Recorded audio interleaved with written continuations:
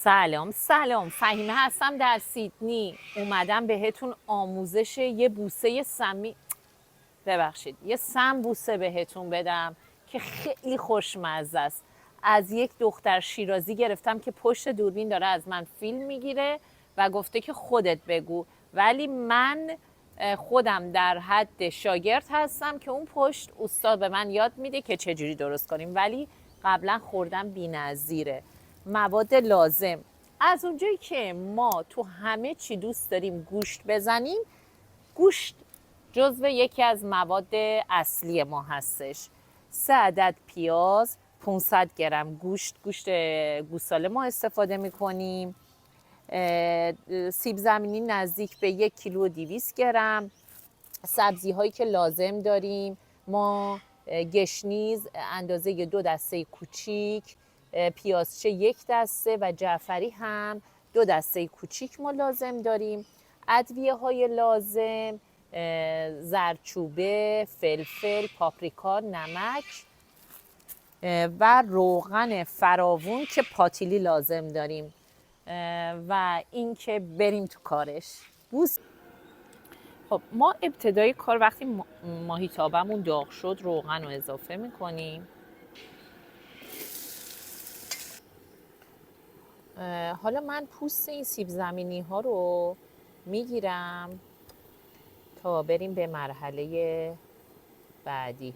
من یادم رفت سیر رو اضافه کنم که بگم سیرم هست و شما به بزرگواری خودتون ببخشید.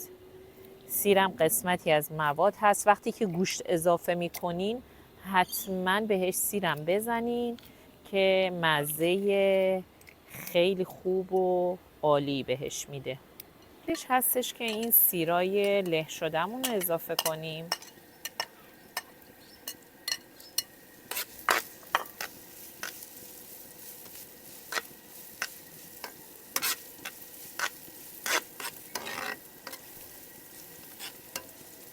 حالا ادویه هامون رو اضافه میکنیم. اول زردچوبه و بعد فلفل و حالا پاپریکامون رو، اینطور نمک.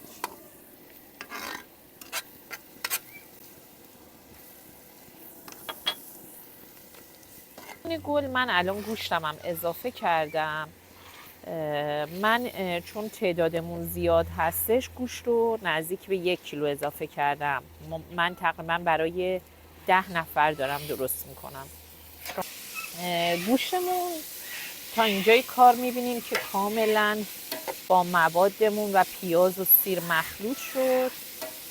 صحبت‌های اولمون که سبزیامون گشنیز بود و پیازچه و جعفری، حالا مهم نیستش که کدومو با کدوم میکسش کنیم چون همشون با هم دیگه مخلوط میشن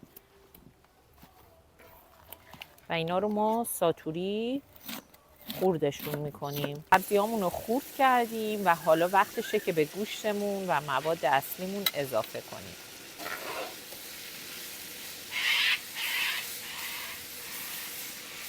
حالا ما این سیب زمینی‌های پخته شده‌مون رو نگینی خوردشون میکنیم. حالا ما سیب زمینی هامون رو خورد کردیم. حالا وقتشه که اضافه کنیم به بقیه موادمون. به به.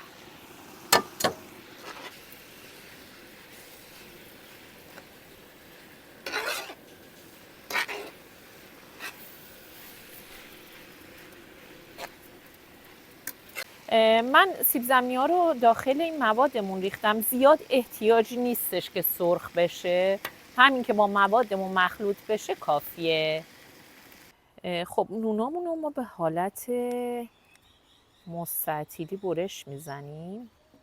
دوستان گل، این قسمت کار رو من سپردم دست استاد عزیزمون شقایق نازنینم که پیچیدن سمبوسه بهتون آموزش بده. ببینین اول کار قسم مستطیلی مثلثی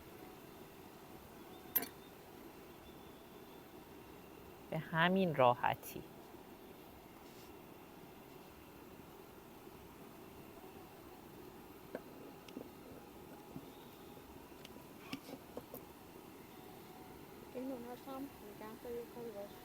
اون تیکه نوناش هم میذاریم برای صبحانه بچه ها.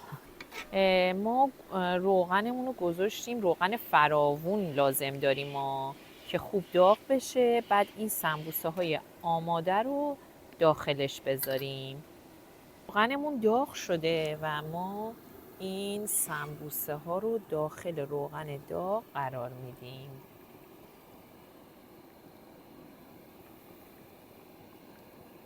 بله، ما همین که در حال سرخ کردن سمبوسه هستیم و مرتب باید اون سمتش هم نگاه کنیم، اگر سرخ شده برگردونیم.